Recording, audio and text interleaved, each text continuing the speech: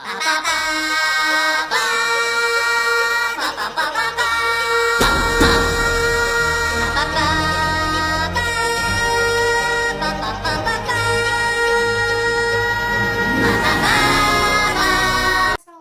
warahmatullahi wabarakatuh. Hai teman-teman, perkenalkan nama saya Najwa Agustina Setiawati dengan nomor induk mahasiswa 238.1012 dan kini baru berkuliah di semester 1 Fakultas Ilmu Komunikasi Universitas Putra Indonesia Cianjur. Pembuatan video ini bertujuan untuk memenuhi tugas ujian akhir semester pada mata kuliah Creative Learning. Nah, di video kali ini saya ingin menjelaskan tentang etika di tempat kerja.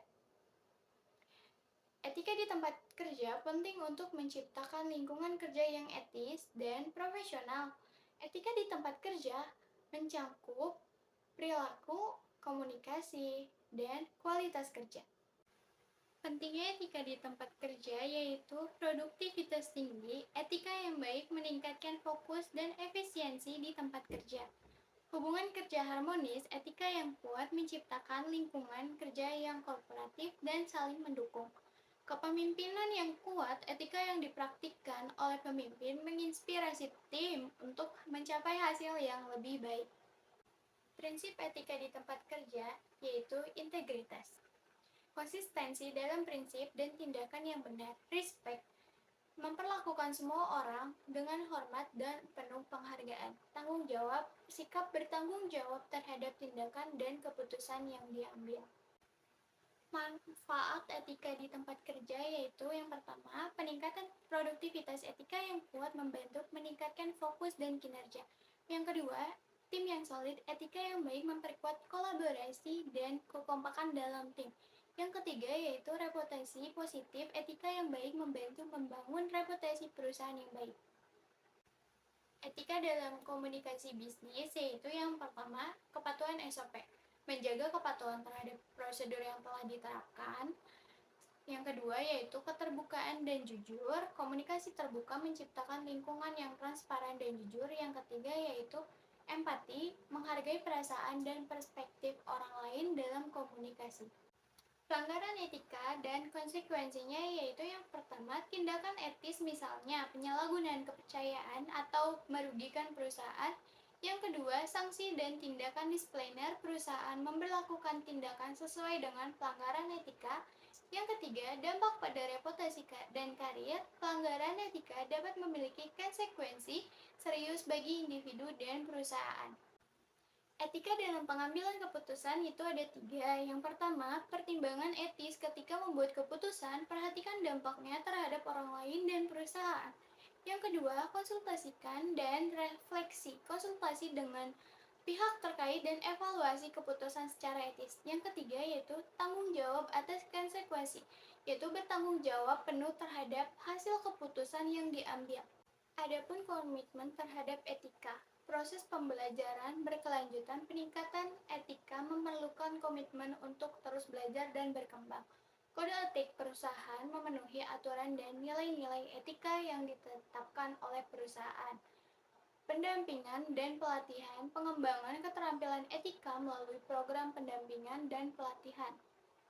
Apa perbedaan antara etika profesi dan etika kerja? Etika profesi memfokuskan pada kode etik dan standar yang berlaku untuk suatu profesi tertentu. Sementara etika kerja memfokuskan pada tata tertib dan norma-norma yang berlaku di lingkungan kerja. Apa saja etika dalam lingkungan kerja? Secara umum ada 5 etika dalam lingkungan kerja, yaitu yang pertama, berpenampilan baik dan rapi. Anda harus berpenampilan baik dan rapi. Penampilan menjadi faktor penting dalam meninggalkan impresi atau kesan bagi orang-orang di sekitar. Yang kedua, dapat bekerjasama. Suatu perusahaan dapat berkembang apabila anggota yang ada di dalamnya dapat bekerjasama antara satu sama lain. Anda tidak dapat bekerja secara individual, maka dari itu setiap orang yang memulai memasuki dunia kerja harus bisa dan siap untuk menjalin kerjasama dengan orang lain.